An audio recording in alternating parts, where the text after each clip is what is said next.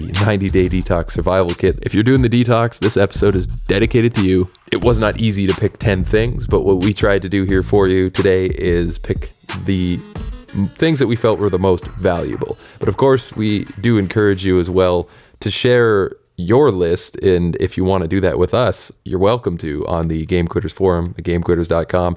Make a post for yourself that shares the insights you've learned from your detox process, or if you're going through it right now, the things you're learning currently, and share that with the community, because I feel like the more tips you can give and put out there, everybody's different and everybody's going to latch on to something different. And I'm not saying you have to live by these 10 things that we've put out here, but we feel that they're pretty strong, and if you need some guidance, they're gonna be a big benefit to you. So let's jump right into it. This is tip number 1, and that is to make a values list. Now, a values list can be anything.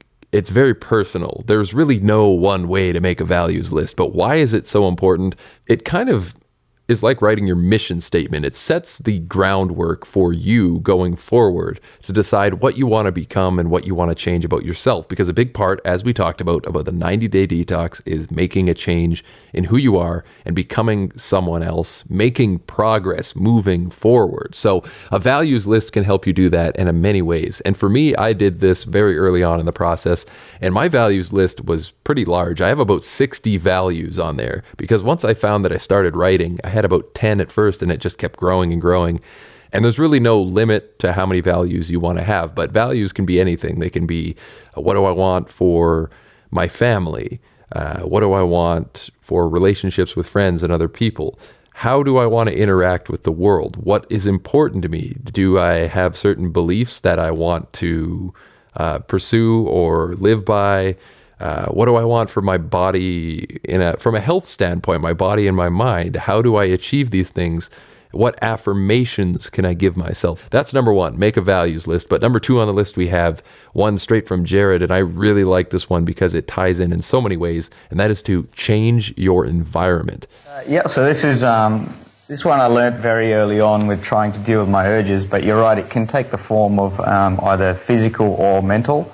For me, for example, if I was at my computer in my office and I was starting to get that feeling of, no one's around, no one will know, I'll just get a couple of minutes in, I just totally removed myself from the situation. So I'd just get away from my computer, go do something else, get away from the desk, go outside, or if I'm trying to take notes for study, then maybe I listen to a podcast on it or write on paper rather than trying to sit in front of the computer.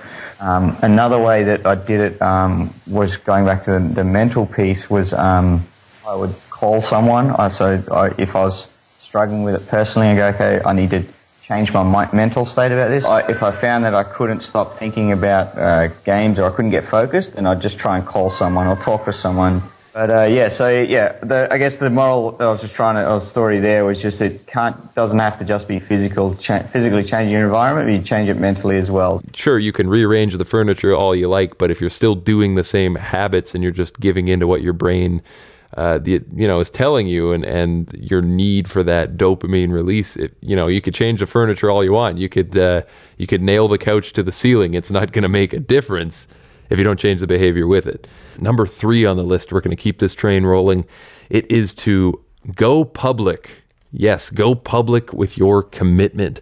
That could be anything, whatever it means to you. Now, everybody expresses themselves differently, but I found that by going public with my commitment to try and make it through 90 days, I was more likely to find success. And I think many in the forums, many in the community, many out there in the world doing this thing, and maybe if it's not even the 90-day detox, just any commitment, when you go public, it really does make you realize that, okay, I can't screw up now, or I'm going to look like a fake. I'm going to look like a big phony because I didn't follow through. And for me, that's enough to make me go, yep, I got to see this through to the end. Find a way, whatever it is for you to share, even if it's just your family, you share to your family, I'm doing this and I'm asking for your support. Please hold me accountable. That can be more than enough to jumpstart you and get you to the end of this thing. If you want to go on Facebook and post publicly about it, if you want to, if you have a Steam account, if you want to go on there and, hey, just, stare the lion right in the face and go to your Steam friends and say, I'm done gaming and I'm not going to be on here anymore. And if you see me on here, I encourage you to troll me a little bit because I'm done with games. Delete that account, delete the things like we talked about, change your environment up and move on. But whatever it is to you that means I'm going public, whatever you have to do, just do it. And I promise you that it's going to help. Moving forward, number 4 is to take more time to live in the moment. And what other ways did you find that you allowed yourself to have more time and stay in the moment? Force myself to get off my phone. Basically, that was the first step. The first step I had was trying to force myself to not think about games or think about the next time I'd play. But the second one was really get off my phone and put it away. And where we tend to check the news or we tend to just surf the web or check Twitter or whatever, I found that if I just really remove that aspect and only allocate myself some set time and day, like an hour in the morning or an hour at night, to be able to do that, I found I really was more attentive to what was going on around me and just enjoying it a lot more, rather than trying to escape into what was the news today or what was it yesterday. Just forget that. It's not important. What's going on right now? Pause, take a deep breath, go, okay, forget about that. What is going on right now that needs my attention, or what can I do right now to enjoy what's going on or what's going on around me? I think at the end of the day, it's kind of liberating in a way too, because you realize that in the moment you can really change anything. Now, you can't completely change yourself in one moment, but you can always make that one small step. You always have that power that can never be taken away from you. You can always make some progress right now. You have 100% power to do whatever you need to do because you have the moment always. So just try to focus on that, because through a detox process, you're going to need that a lot. You're going to need to stop thinking about what you used to do and stop worrying about if you'll make it to where you're trying to get to go, and just try to get there. Number 5, living life more deliberately. What does that actually mean? Can you share with me, Jared, what you meant by living life more deliberately? Essentially, the bottom line that I take out of this is don't do things as an escape. It just generally stagnates, whatever that problem is, or get worse.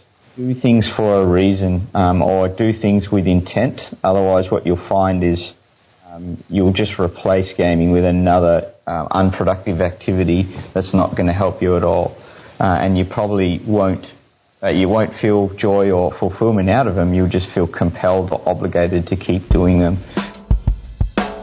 For full-length episodes of the Game Quitters podcast, be sure to check us out on iTunes, Google Play, Stitcher, and SoundCloud at soundcloud.com/GameQuitters, or visit us online at www.gamequitters.com.